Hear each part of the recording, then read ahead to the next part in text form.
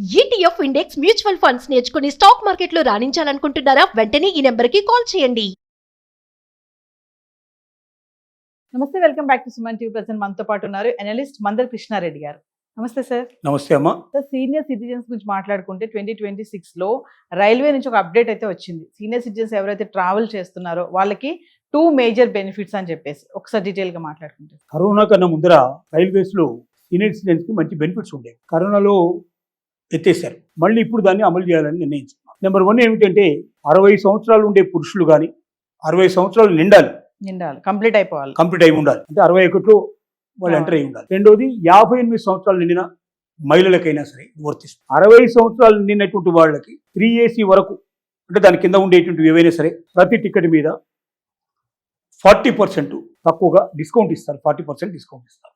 58 సంవత్సరాలు నిండి ఆ పైన ఉండేటువంటి మహిళలకి 50% డిస్కౌంట్ ఇస్తారు. ఎందుకంటే వృద్ధులు అనేక అవసరాలకు ప్రయాణం చేయాల్సిన పరిస్థితి ఏర్పడుతుంది. ఒకటి, వృద్ధాప్యంలో సహజంగా ఏదైనా పుణ్యక్షేత్రాలు తిరిగి రావాలని చాలా మంది కోరికలు ఉంటాయి. తీర్థయాత్రలు.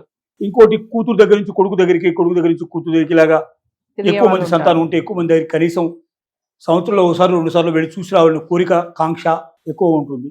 మూడోది, మెడికల్ ఫెసిలిటీస్ కోసం కూడా తమున్న నగరంలో, తమున్న ప్రాంతంలో మెడిసిన్ తనకు సంబంధించినటువంటి వ్యాధికి సంబంధించిన స్పెషలిస్టులు లేకపోవడం కానీ, లేదా గవర్నమెంట్ ఉద్యోగులు ఎవరైతే ఉన్నారో వాళ్ళకి ప్రత్యేకంగా కొన్ని సెంట్రల్ గవర్నమెంట్ కింద నడిచేటువంటి హాస్పిటల్స్లోనే మందులు ఇస్తారు ఫ్రీగా, కోటా.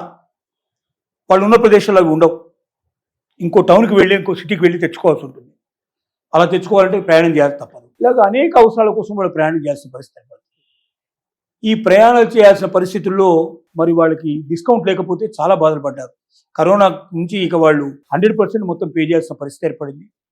దానివల్ల చాలామంది చాలా సఫర్ అయినారు వాళ్ళు. సో ఇప్పుడు మళ్ళీ గవర్నమెంట్ ఈ నిర్ణయం తీసుకోవడం, రైల్వే మినిస్టర్ దీన్ని ప్రకటించడం అనేది చాలా ఆనందకరమైన విషయం, సంతోషకరమైన విషయం. వీటి లోపల ఒకటేమో డిస్కౌంట్ ఇవ్వడం అనేది అయితే, రెండోది లోయర్ బెర్త్ 60 ఇయర్స్ పైన ఉండేటువంటి పురుషులకు కానీ 58 ఇయర్స్ పైన ఉండేటువంటి స్త్రీలకు కానీ ఆటోమేటిక్గా వచ్చేట్టుగా వాళ్ళు సాఫ్ట్వేర్లోనే మార్పులు చేశారు.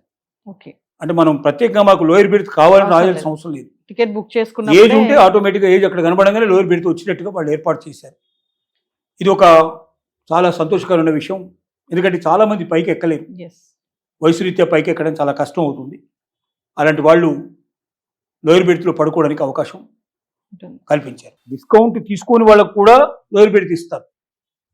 అంటే ఫస్ట్ క్లాస్ లాంటివి ఉన్నాయి, 3rd AC వరకే ఇది ఇచ్చే అవకాశం ఇచ్చారు. 2nd AC కానీ లేదా ఫస్ట్ AC కానీ ఉండేటువంటి వాళ్ళకి కూడా 60 ఏళ్ళు దాటి 58 దాటి లేడీస్ అయితే ఆటోమేటిక్గా వాళ్ళకి లోయర్ బెర్త్ ఇచ్చేటువంటి అవకాశాలు కల్పించారు. ఇది కాకుండా వీల్ చైర్ ఫెసిలిటీ, వాళ్ళు స్టేషన్లోకి వెళ్ళంగానే అక్కడ కన్సర్న్ పర్సన్కి ఇన్ఫర్మేషన్ ఇచ్చినట్టయితే వీల్ చైర్ తెచ్చి వాళ్ళని తీసుకెళ్ళి ఆ బోగిలోకి ఎక్కించి తీసుకొచ్చే పరిస్థితి, మళ్ళీ అక్కడ దిగేటప్పుడు కూడా వాళ్ళకి అట్లాగా వీల్ చైర్ ఫెసిలిటీ ఇచ్చేటట్టుగా పాసిబిలిటీస్ కల్పించారు. మధ్యలో వీళ్ళకి ఏదైనా అయితే వృద్ధులు కాబట్టి ఒక్కోసారి పడిపోవడానికి, ఒక్కోసారి స్పృహతప్పి పడిపోవడానికి, ఒకసారి సడన్గా ఏదైనా జబ్బులు రావడానికి అవకాశాలు ఉంటాయి. కాబట్టి మెడికల్ ఫెసిలిటీ కూడా ఆయా స్టేషన్లో దొరకడం.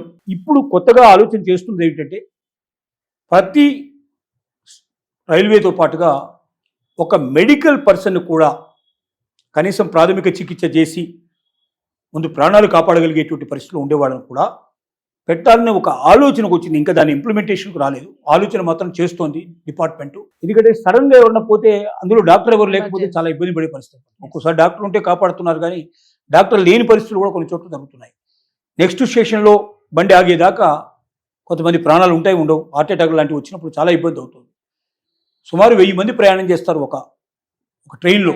మొత్తం టోటల్గా తీసుకుంటే 1000 మందిలో 2-3 కూడా ప్రాణాపాయ పరిస్థితులు ఏర్పడితే ఒక డాక్టర్ ఫెసిలిటీ ఉంటే బాగుంటుంది అనేది కూడా ఆలోచన చేస్తున్నారు. ఒక ఎంప్లాయీ అతను వేరే పనులకు కూడా ఉపయోగించుకుంటూ చేయొచ్చు. అంటే అతను డాక్టర్ కమ్ టికెట్ కలెక్టర్ కూడా కావచ్చు. ఇట్లా ఏర్పాటు చేసినప్పుడు ఏమవుతుందంటే టికెట్ ముగించేసుకొని కూర్చుంటారు, ఖాళీగా కూర్చుంటారు.